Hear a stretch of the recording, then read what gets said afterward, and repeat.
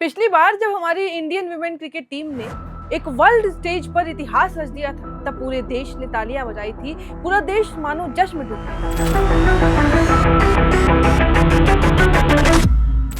हर चौक चौराहे पर, हर घर में, हर दिल में उन महिलाओं को लेकर जो इज्जत थी वो बहुत ज्यादा बढ़ गई। उन बेटियों ने, क्योंकि उस वक्त शायद ये साबित कर दिखाया था कि सपनों की कोई सीमा नहीं होती है, कोई जेंडर नहीं होता है, खेल सिर्फ खेल होता है और प्रतिभा मांगता है। और अब एक बार फिर से वो वक्त आ गया है जब अपनी टीम के साथ खड़ा होना है, हमें उनका हौसला बुलंद करना है और उन्हें ये एहसास दिलाना है कि पूरा भारत आपके साथ खड़ा है।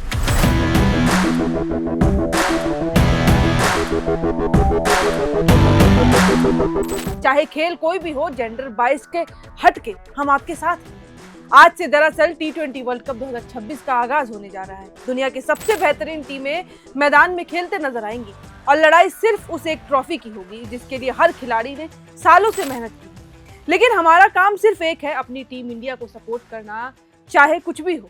चाहे ऑस्ट्रेलिया सामने खड़ी हो, चाहे साउथ अफ्रीका हो, सामने कोई भी हो, उससे कोई फर्क नहीं पड़ना चाहिए, क्योंकि हमें पता है कि ऑस्ट्रेलिया होगी, इंग्लैंड होगा, साउथ अफ्रीका होगा।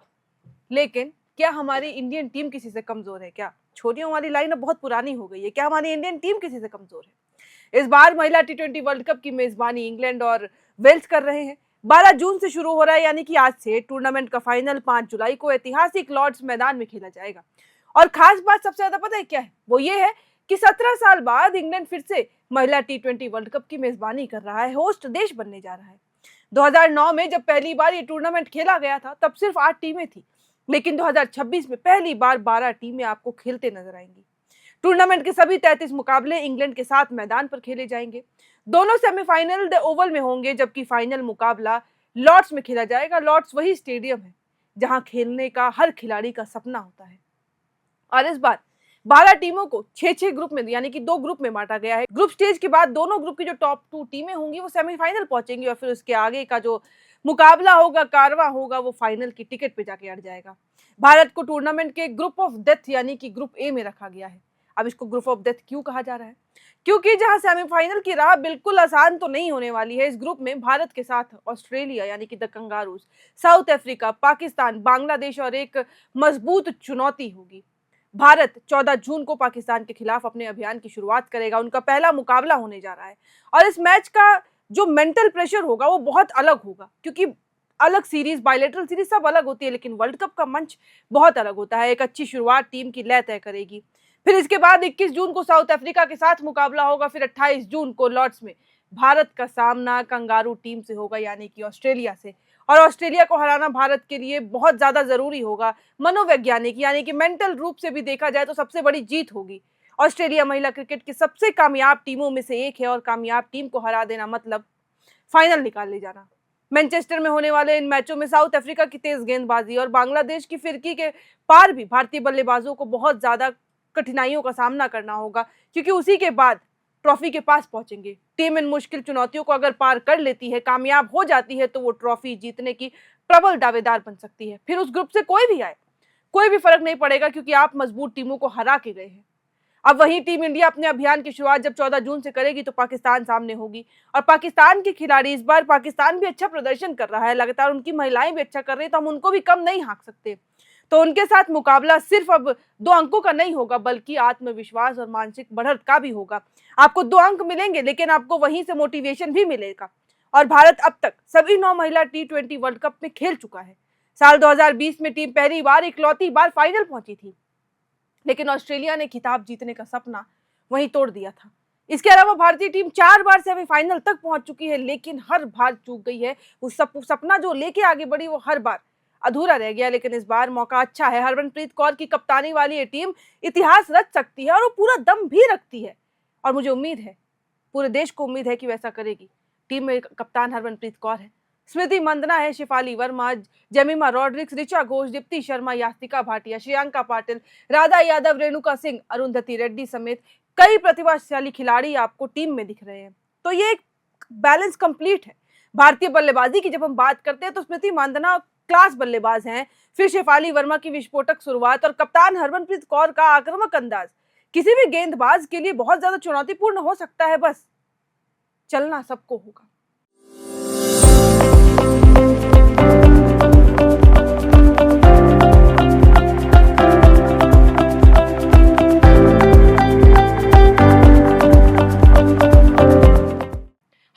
ये सिर्फ एक कप्तान नहीं बल्कि बड़े मैचों की खिलाड़ी हैं, जो जरूरत पड़ने पर बहुत अच्छा प्रदर्शन करती नजर आई हैं। जब उनका बल्ला चलता है तो दुनिया का कोई भी गेंदबाज सामने हो वो सुरक्षित नहीं रहेगा। उनका अनुभव इस बार टीम के लिए बहुत ज्यादा जरूरी होने वाला है। जो करिश्मा इन्होंने ओडीआई वर्ल्ड कप में किया वही इस टूर्नामेंट में भी लगेगा। उनके साथ होगी भारत की स्टार ओपनर स्मृति मांधना। स्मृति मांधना को महिला क्रिकेट के सबसे खूबसूरत बल्लेबाजों में गिना जाता है। उनकी टाइमिंग, उनके फुटवर्क और उनका आत्मविश्वास क्या कमाल का है। वो खेलती हैं तो ऐसा लगता है कि ब्रेड के ऊपर बटर लगा रही हूँ, इतना शानदार खेलती हैं।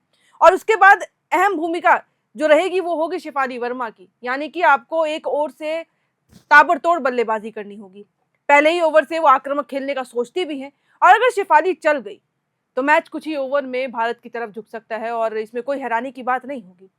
ओपनर्स के बाद अब मिडिल ऑर्डर पे आते हैं तो जेमिमा रॉड्रिग्स पे बहुत ज्यादा जिम्मेदारी होगी। जेमिमा के पास पारी को संभालने और तेजी से रन बनाने दोनों की क्षमता है।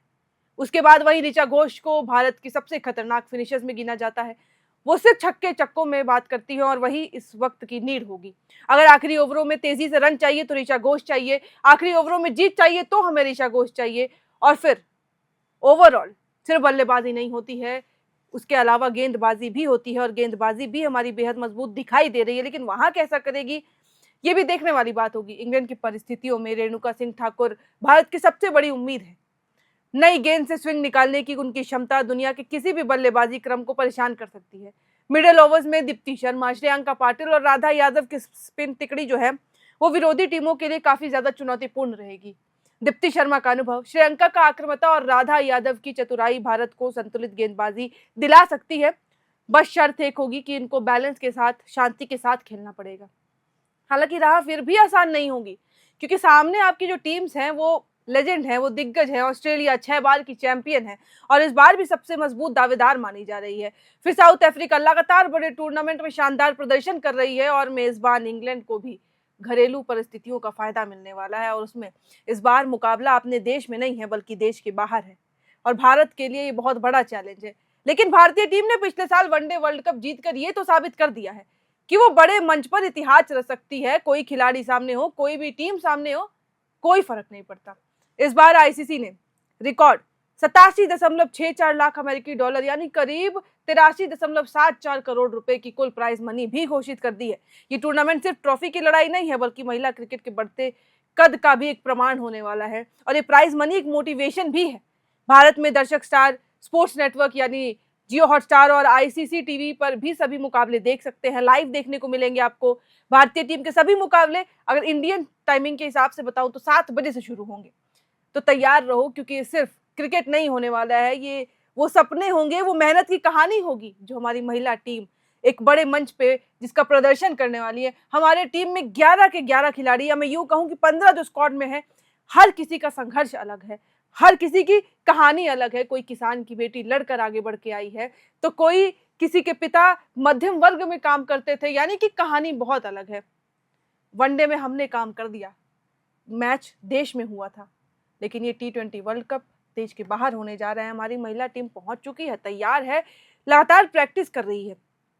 अगर हम वहां नहीं भी पहुंच सकते तो यहाँ बैठ के हमें उनको सपोर्ट करना होगा। क्यों? क्योंकि बात देश की है, बात ब्लू जर्सी की है, बात इंडियन टीम की है। महिला पुरुष इससे क्या फर्क पड़ता है? तो सपोर्ट करिएगा।